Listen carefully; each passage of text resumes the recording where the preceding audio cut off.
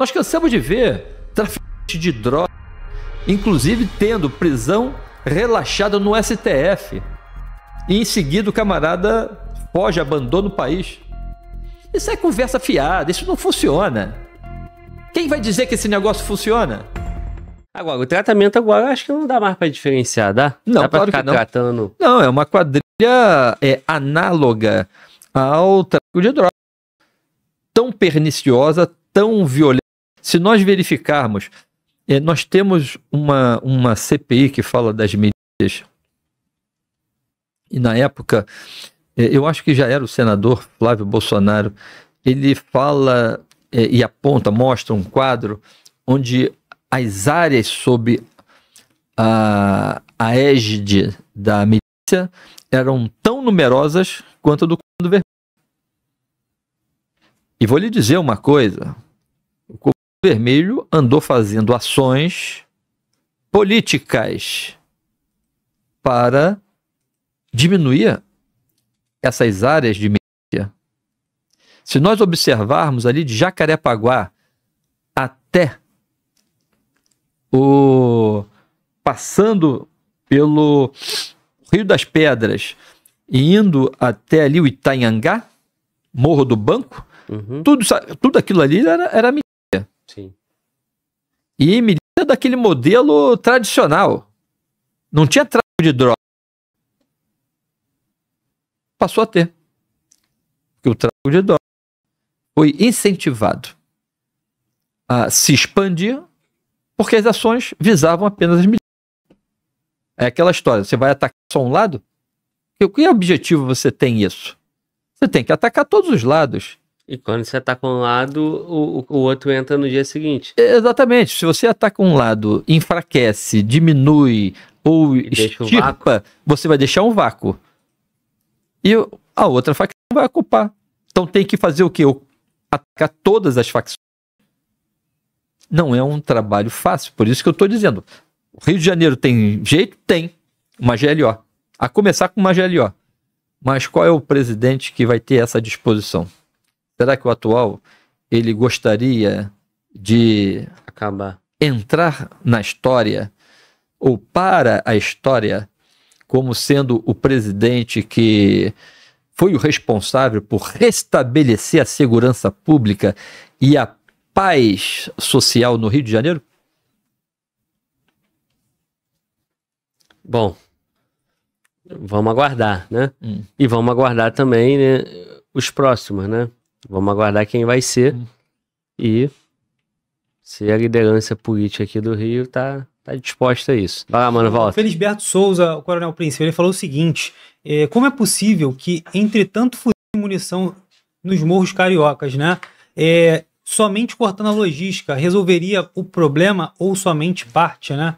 Ele mandou aqui um ad sumos. Fuzileiro naval, combatente aí. Bom, se nós cortarmos a logística, nós interrompemos o fornecimento, o processo. Se nós tivermos, vamos imaginar que isso seja possível, uma GLO, uma grande operação no Rio de Janeiro, para que ela sirva de referência para todo o Brasil. Isolamento, melhor dizendo, cerco, isolamento e contenção. E as tropas profissionais entrando, buscando contato com os delinquentes, apreendendo armas, apreendendo drogas, apreendendo delinquentes. Nós vamos começar a diminuir isso daí. A GLO, ela inicia sem prazo e hora para acabar. O que representa isso? Representa que vai ser uma operação continuada, 24 horas, e se você não tem mais trocas de tiro, talvez no primeiro dia tenha, no segundo, no terceiro, mas não vai continuar a partir do terceiro dia, pode ter certeza, porque o delinquente ele é limitado.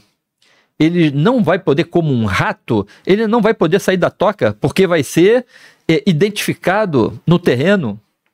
Ele não pode sair daquela região, porque não tem como passar pelo cerco, isolamento e contenção.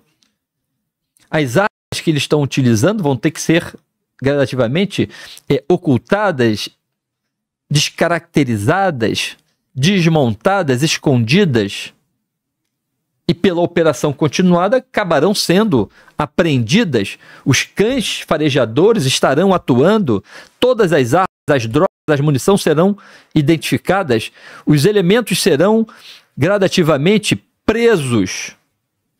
Para que comprar mais munições? Primeiro, nós precisamos atingir a facção financeiramente. Como que eles vão ter dinheiro para poder atingir, ou melhor, adquirir armas e drogas? Não terão. Como que eles terão recursos para comprar ou adquirir mais munição? Não terão. Esse é o início do fim. A operação é essa. É claro que a operação não é só a ação no terreno. A operação, sobretudo, é inteligência, a ação da infantaria no terreno e obstrução das receitas que eram das quadrilhas ou das empresas de fachada que eram utilizadas pelas quadrilhas. É dessa maneira. Eu estou fazendo um comentário resumido da ação. É claro que dentro disso tem muita coisa para ser discutida, tratada, mas em linhas gerais, esse é o modelo. Com certeza isso dá certo. A permanência, qual você falou bem aí, né? A gente teve algumas operações onde não tão incomum, não tão raro, né? Os casos eles fogem, né? Só que devido à falta de permanência da força policial ali, da força estatal, eles acabam voltando, né? Eles evadem para outras comunidades, né? E em algum momento eles voltam ali e acabam retomando o território, né? Então, o superchat foi do camarada aqui, esse camarada mandou esse superchat, e só para falar essa questão aí que... Sim, mas ele deu exemplo de algum local específico? Eu tenho na cabeça um local. Só complementando mesmo algumas comunidades, né, que os criminosos eles saem e voltam por falta da permanência policial. Teve um camarada aqui, o Coronel Príncipe, se o senhor quiser complementar, o senhor pode falar. Que tem um outro superchat aqui, o camarada falou sobre uma questão um pouco até radical, né? O que você acha de afastar o adolescente do crime? O senhor há pouco falou de botar o colégio, né, as escolas longe da comunidade, né? No primeiro momento. Tirar da comunidade. Isso, tirar da comunidade, isso. E ele fala o seguinte, é o Rafael Zuma, o que você acha de afastar o adolescente do crime? Controle de natalidade, ou seja, filhos só com planejamento, ou não terão ajuda do Estado. E também sistema de vistos intermunicipais. Isso daí eu nunca ouvi falar, confesso. E toque de recolher. Isso daí é bem mais radical, né? Se tiver visto intermunicipal, nós estamos fodidos, pô. Ninguém vai aceitar a gente em outro estado, pô. E vão barrar os cariocas. Olha, os fluminenses. Essa situação de visto, nós mais ou menos sentimos isso na época da pandemia, né? Eu lembro que ninguém aguentava mais ficar em casa, aí vamos em Itaipava num restaurante. Sabia-se que em Itaipava tinha um restaurante assim assado aberto. Aí quando vai entrar na cidade, aí tem aquelas barreiras que restringiam. Onde é que você vai? Onde é que não vai? Pedia comprovante de residência. Nós passamos por um momento tenebroso. Não terminamos não, né? Mas nós passamos pelo momento tenebroso no Brasil. Esses vistos, eu acho que são atitudes pouco palpáveis. O que eu vejo para tirar o adolescente do crime, primeiro, ele tem que perceber, se ele já está no crime, ele tem que perceber que a continuidade vai ser tão ruim para ele, aí vai ser o exemplo da lei. Não é o que nós temos hoje. Hoje nós temos uma recomendação legal. O delinquente hoje, ele é favorecido praticamente. ele dificilmente fica preso, e assim sucessivamente. Então, para começar, nós temos que ter leis duras, com baixíssima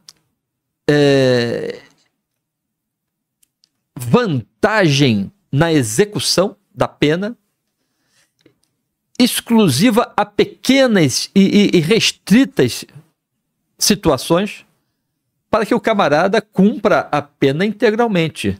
Não é aquela situação de cumpre, se é primário, ele sai com o sexto da pena e assim sucessivamente. Isso não tem graça. Porque hoje nós temos no Brasil, eu estou falando aqui no Brasil, não, no Rio de Janeiro, uma reincidência de 70%. Os delinquentes que são presos pela polícia militar, 70% deles já foram presos antes. E como é que saem esses benefícios todos? Há muito tempo, e não é de agora, que a legislação criminal, a política de justiça criminal, a execução penal vem sofrendo alterações o suficiente para nós termos hoje essa reincidência. É como se fosse uma porta giratória. O camarada entra e volta. Entrou no sistema, como se fosse um banco. Entrou no sistema, sai para a mesma porta, volta. Enquanto nós não melhorarmos isso daí, e o adolescente verificar, poxa, eu tive um exemplo, porque o exemplo serve para todos. Eu tive um exemplo do meu vizinho. Ele foi preso numa situação qualquer e já está há 7 anos, 8 anos, 10 anos preso. Ele era jovem e agora ele já está demonstrando traços de cansaço no rosto. Traços faciais, né?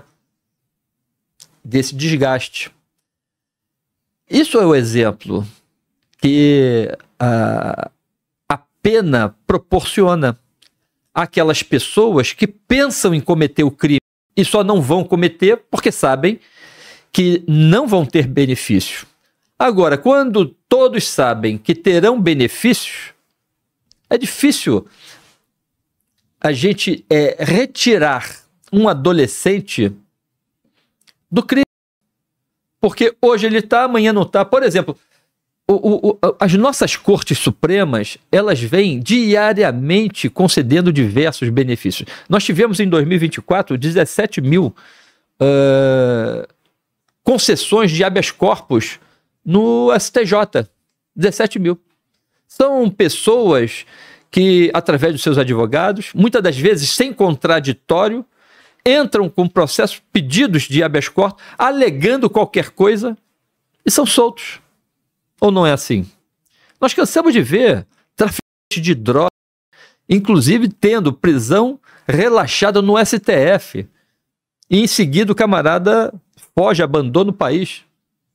Quando a crítica vem pesada e a autoridade quer correr atrás para poder minimizar o efeito da sua imagem, já não dá mais tempo.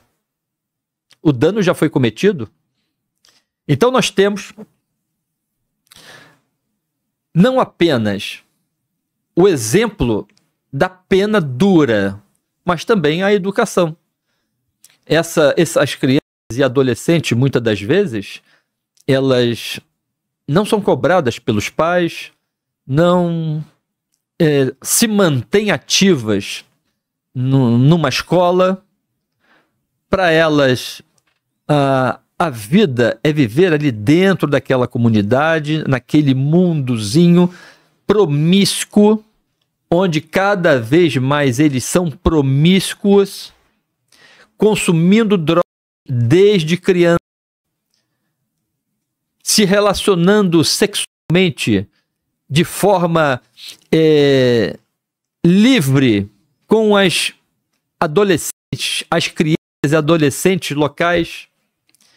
Muitas das vezes, a família dependente precisa de um recurso extra que aquele camarada adolescente, já no tráfico de drogas, pode oferecer à família para que conceda aquela proximidade da adolescente com o adolescente ou até adulto? Ali dentro não tem ética. A partir dessas pessoas, é claro que eu estou falando de um público muito exclusivo. Não estou falando da grande maioria.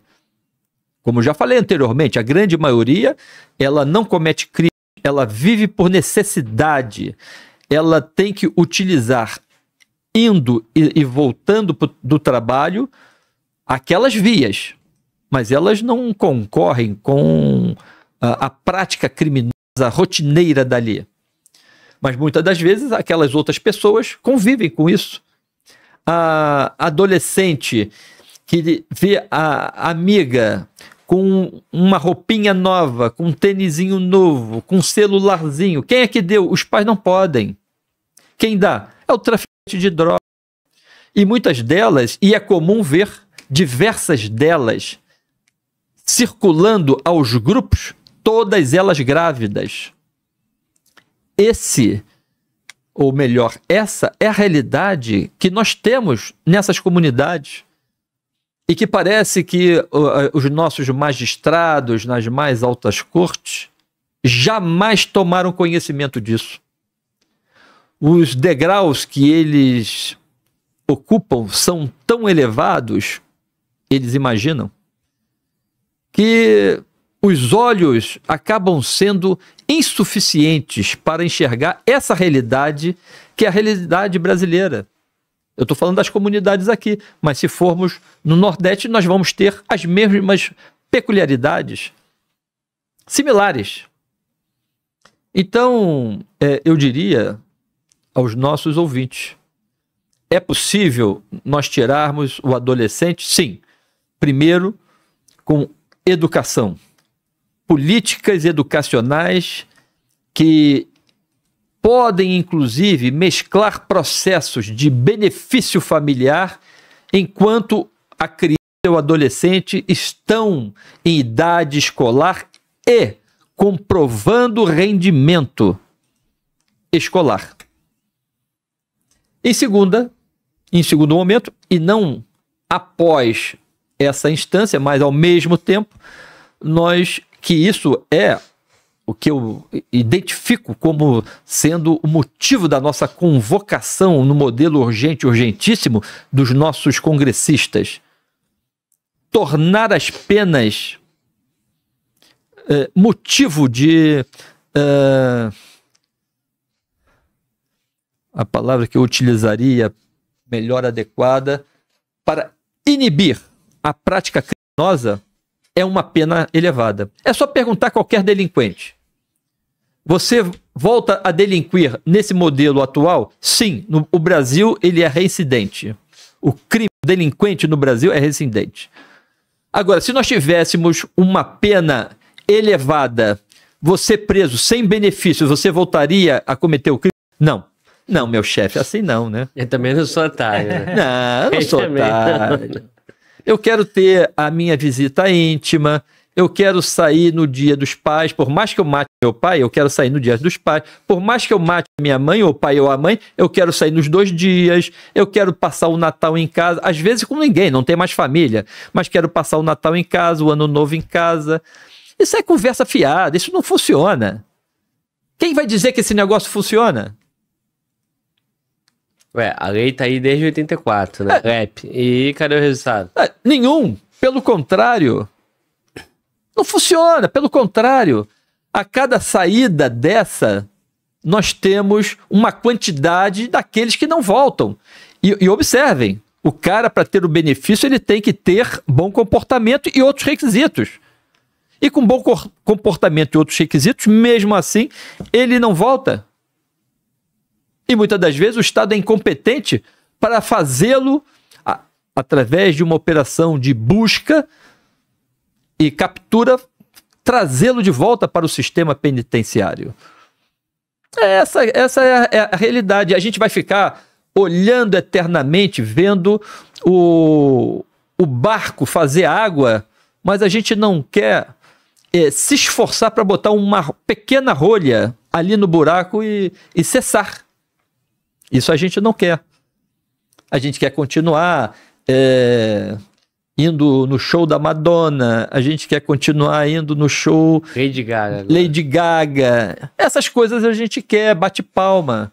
Mas a gente bate palma para nossa incapacidade, como seres humanos, como sociedade, de buscar um caminho mais adequado e seguro para nós vivermos e criarmos a nossa família.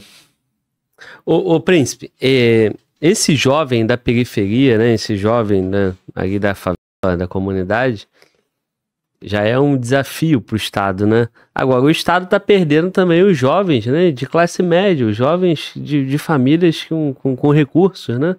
Porque essa cultura, né, a bandidolatria, essa cultura Tem uma menina nova aí, com bom estudo, né? Com boa educação em tese, né? Pelo menos boa educação conteudista, né? No colégio. Dizendo que é doida no bandido, né? Que o padrão de homem dela é o bandido, né? Aí tem aqueles tipos, né? O bigodinho fininho, o cabelo pintado de amarelo e etc, né? A forma de vestir. E elas acham o máximo, né? Uma parte delas, né? Ir pra favela. Mas também tem os outros jovens que estão entrando em outros crimes, né? Que não são crimes elencados aqui nesse momento do nosso papo, né?